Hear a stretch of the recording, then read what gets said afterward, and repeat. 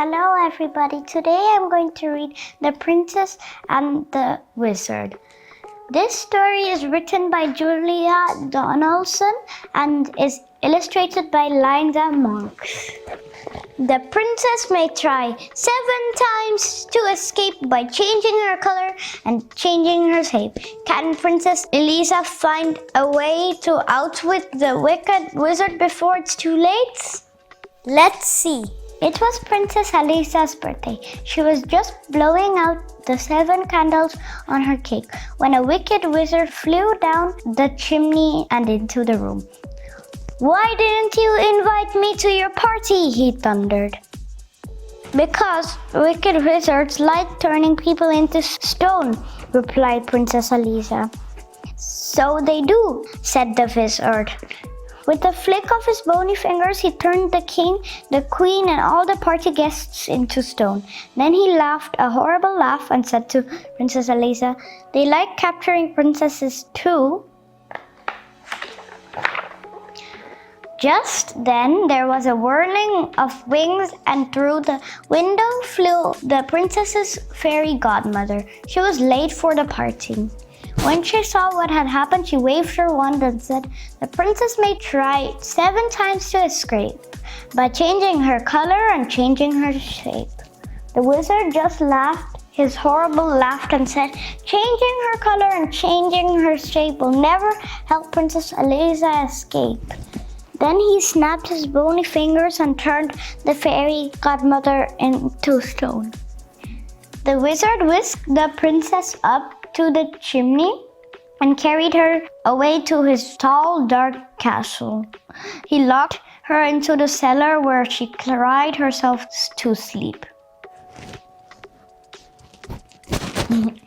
The next day was Monday. The wizard unlocked the cellar door. He was holding the big red book which contained all his magic. "This is your first chance to escape," he said. "I shall count to 100, then I shall come and find you." He opened his book, closed his eyes, and began to count.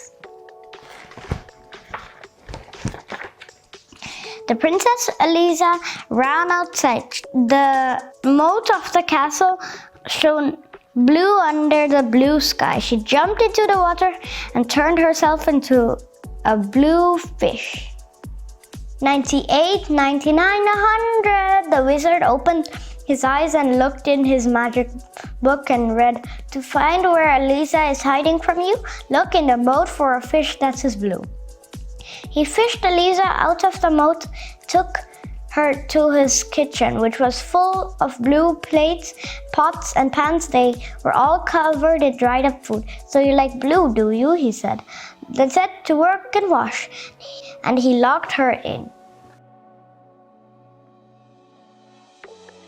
On Tuesday morning, the wizard unlocked the kitchen door and he looked at the clean pots and pans and he grunted. "Chance number 3, he said. Then he opened his book and closed his eyes and began to count. Princess Eliza ran to the farmyard. She turned herself into and hid in some straw. But the wizard read in his book, "The straw in the farmyard is yellow and thick. Princess Eliza's disguised as a chick." He scooped Eliza and took her to a cupboard which was full of yellow socks. They had holes in them, made by his pointy toenails. "So you like yellow, do you?" he said. "Then set to work and darn." And he locked her in. On Wednesday morning, the wizard unlocked the cupboard door and looked at the darned socks and grunted. "Chance number 2, he said. He closed his eyes and opened his books and began to count. Princess Eliza ran to the meadow. She changed herself into a green grasshopper and hid among the grass blades. But the wizard read in his book, "The grasshopper princess is easily seen, chirping away in the meadow so green."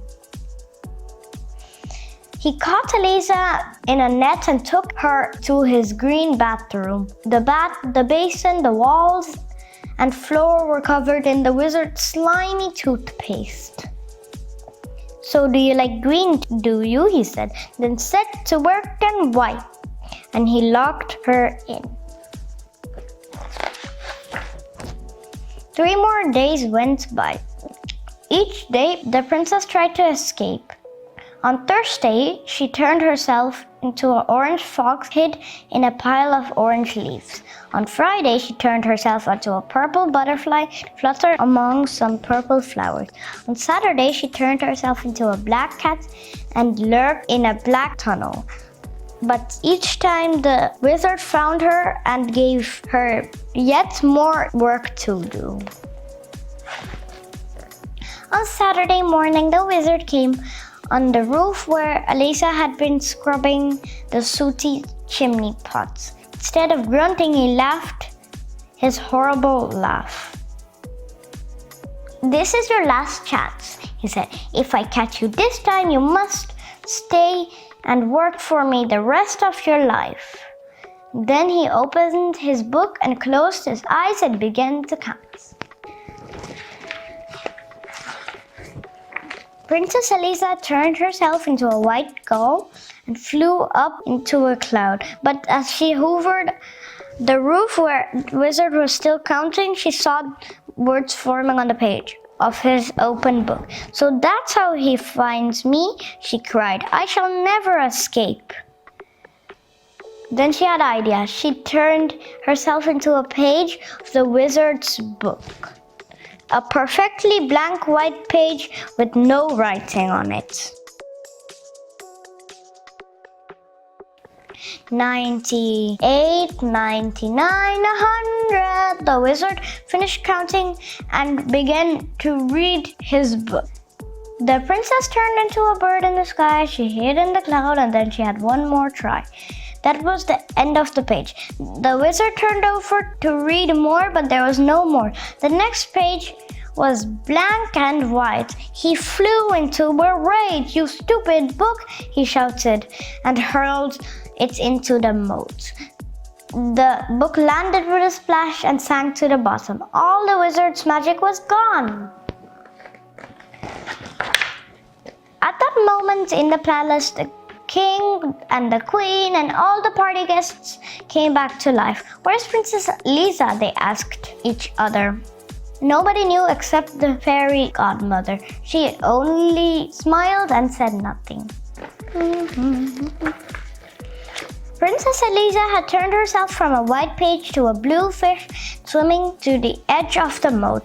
She turned herself into a yellow chick and ran across the corn farmyard. She turned herself into a green grasshopper and hopped over the grass. She turned herself into an orange fox and raced through the orange leaves. She turned herself into a purple butterfly and fluttered over the purple flowers.